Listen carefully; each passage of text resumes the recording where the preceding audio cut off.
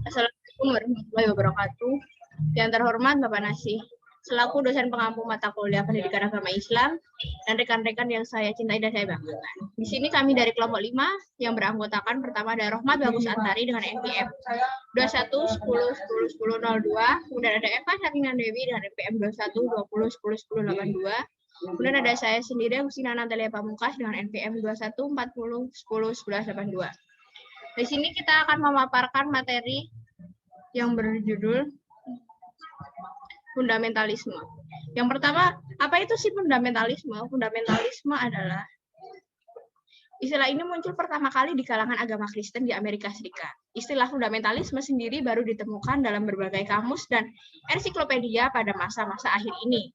Jadi belum lama. Ia belum termuat dalam Kamus Besar Robert edisi 1965 dan Ensiklopedia Universalis edisi 1968. Kamus Besar Bahasa Indonesia menyebutkan kata fundamental sebagai kata sifat yang memberikan pengertian bersifat dasar ataupun pokok. Dasar diambil dari kata fundamen yang berarti dasar, asas, alas, atau fondasi. Dengan demikian, fundamentalisme dapat diartikan dengan paham yang berusaha untuk memperjuangkan atau menerapkan sesuatu yang dianggap mendasar. Sebenarnya, apa sih lahirnya gerakan Islam dalam fundamentalisme? Secara makro atau secara garis besar, faktor yang melatar belakangi lahirnya gerakan fundamentalisme adalah situasi politik, baik di tingkat domestik maupun tingkat internasional. Ini dapat dibuktikan dengan munculnya gerakan fundamentalisme pada masa akhir Khalifah Ali bin Abi Thalib, di mana situasi dan kondisi sosial politik tidak kondusif. Pada masa Khalifah Ali, perang saudara sedang berkecamuk hebat antara Ali dan Muawiyah. Kedua belah pihak bersengketa pendapat tentang masalah pembunuhan Utsman dan masalah Khalifah. Kelompok Ali bersikeras mengangkat Khalifah terlebih dahulu, lalu menyelesaikan masalah pembunuhan. Kelompok Muawiyah menurut penjelasan masalah pembunuhan terlebih dahulu sebelum Khalifah dipilih. Karena masing-masing kelompok sudah seperti air dan dengan minyak, artinya tidak dapat bersatu lagi karena perbedaan pendapat mereka, maka rekonsiliasi perdamaian tak berarti lagi. Sesama muslim itu saling membunuh lalu damai dengan sistem takrim. Selanjutnya akan dilanjutkan oleh teman saya Eva Sherlina Dewi. Yang ketiga, karakteristik Islam fundamentalisme. Yang pertama, mereka beranggapan bahwa kebenaran yang sebenar-benarnya hanya ada pada teks-teks agama dan menolak pemahaman kontekstual terhadap teks agama. Mereka berpendapat bahwa sesuatu yang di luar teks itu tidak benar, dan mereka tidak memberikan ruang kepada pemahaman dan penafsiran selain dari mereka. Mereka menolak pluralisme dan relativisme. Bagi mereka, pluralisme merupakan produk yang salah dari pemahaman terhadap teks suci, sedangkan relativisme merupakan pandangan yang tidak selaras dengan pandangan kaum fundamentalis.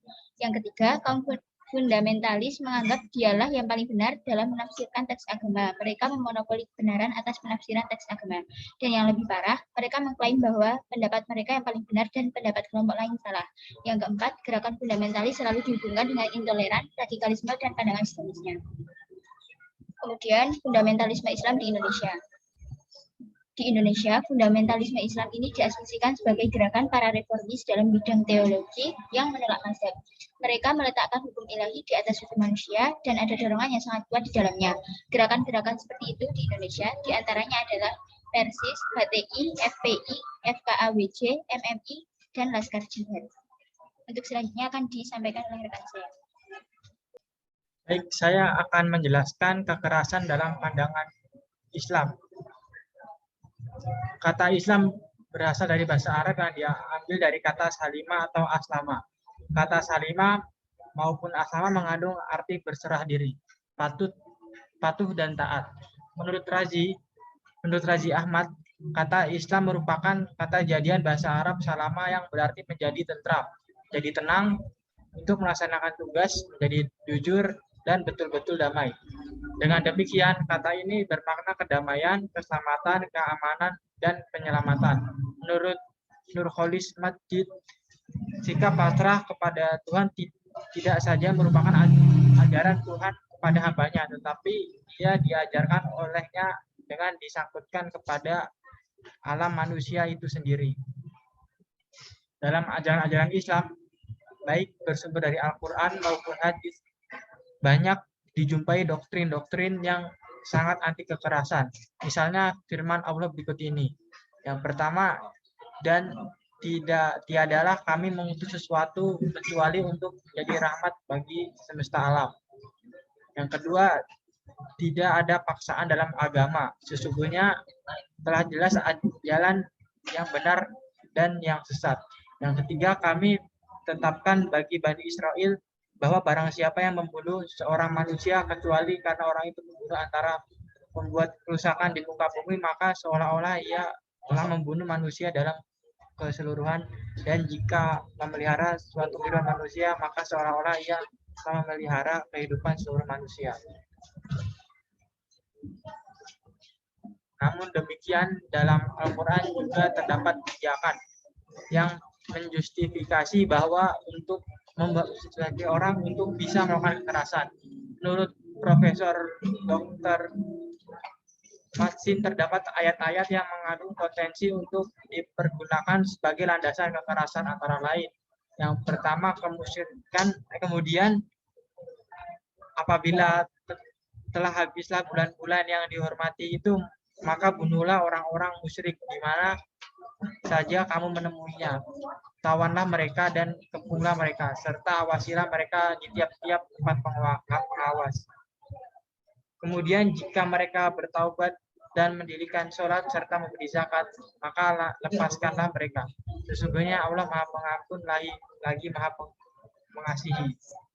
Yang kedua, perangilah orang-orang yang tidak beriman kepada Allah dan hari akhir, tidak mengharapkan apa yang diharapkan oleh Allah dan Rasul-Nya, dan tidak beragama dengan agama yang benar, yaitu orang-orang yang diberi kitab sampai mereka membayar jizyah dengan patuh sedang mereka dalam kedamaian tunduk.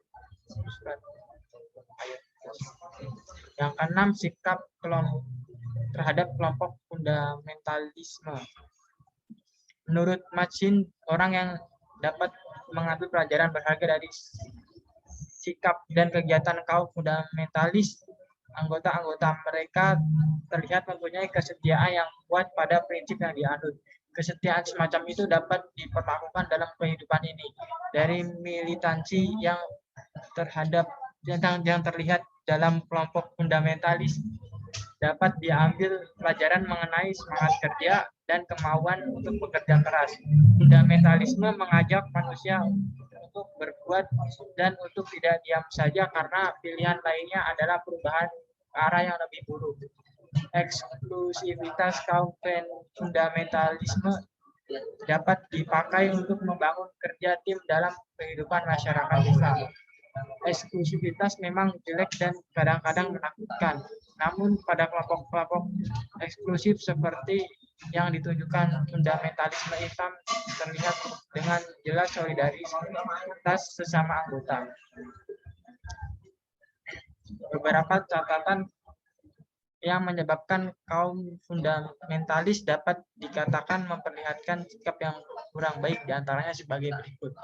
Yang pertama, dari segi keyakinan agamanya, mereka bersikap rigid dan literalis.